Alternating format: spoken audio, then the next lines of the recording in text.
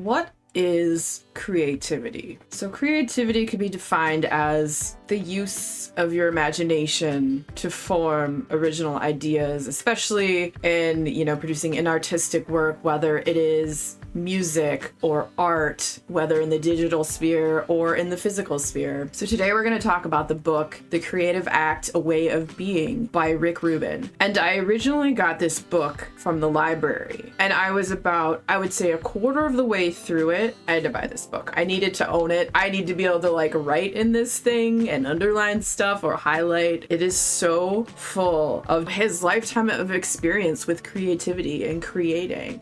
And so if you're not familiar with Rick Rubin, he's had a pretty incredible career working in the music industry, producing albums by such acts as the Beastie Boys and Ghetto Boys and Red Hot Chili Peppers, System of a Down, Rage Against the Machine, and has had such a varied and eclectic mix of musicians that he's produced. In this book, he talks about how creativity is for everyone. And, maybe people don't always think that, but it really is. And the concepts that he talks about, it's just his experiences and how he views things and how he sees the creative process. I don't know if it struck some chords or what it was, but it spoke to me very deeply. I loved it so much. I was like, it's like this man's talking to my soul. I can't tell you how excited and entranced by this book that I was. If you are any kind of creative, whether it's doing art or creating content and talking about a subject that you love, how you can pull in more creativity, how you can tap into the source and all of that stuff. And some people might find the concepts in this a little bit too woo for them. For me, it's not,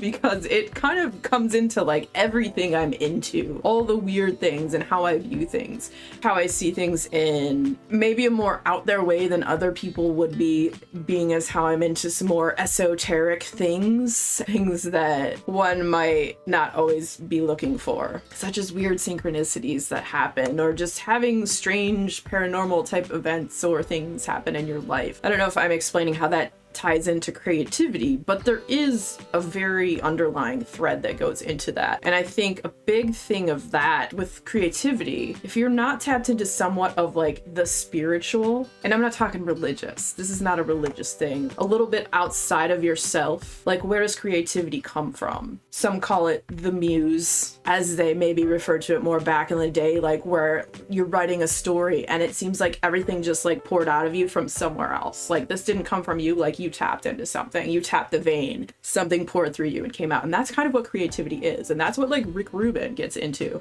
I can't get over how excited I am about this book, and I can't wait to read it again because it was awesome. It goes on and it tells you about just his thoughts on creativity and that it's for all of us. To create is to bring something into existence that wasn't there before. A conversation, a solution to a problem, a note to a friend, rearranging your furniture. It can be things that you wouldn't consider being creative. And he goes on to say, your entire life is a form of expression. You exist as a creative being in a creative universe, a singular work of art, and all that you think and do. He says the best artists, they tend to be the ones with the most sensitive antenna to draw in that energy that resonates at a particular moment. And he also talks about how a lot of times inspiration doesn't just strike. The inspiration isn't always there. You have to work at it. It has to be gained. But when inspiration does strike, you need to hold on to it and ride the wave and follow it where it goes and follow your intuition and listen to the universe and all of that stuff. I freaking loved it. I loved how it was written. I love the concepts in it. For me, I see how you can put it into play, and a lot of this stuff just aligns with how I think overall. And I had no idea that Rick Rubin, this book is a spiritual guru book almost, just the way that everything is laid out, and it's awesome. And because I like this book so much, I started listening to his podcast, which is fantastic. It's called Tetragrammaton. He has all these different musicians and actors and people that have had these very creative lifestyles on his podcast, and it's absolutely fascinating, and I would highly recommend it. And then some of the other stuff too that he gets into, like artists who are able to continually create great works throughout their lives. They preserve that like childlike innocence, like not, you know, being innocent or naive, but just experiencing things as if for the first time with that childlike wonder, and not losing that wonder, being open and not as closed-minded in a lot of aspects and into the process of being creative, and how art is our portal to the unseen world, and how we can pick up on transmissions, and how that if we're not listening or looking, we can miss the clues that could lead us to something great. And so maybe that sounds a little bit too woo for you, but I thought it was absolutely fantastic. If you have any interest at all in creativity and just looking at it as a whole, and from someone who's had this just really amazing career in the music industry, I would highly recommend The Creative Act, A Way of Being by Rick Rubin. I loved it so much, I bought the book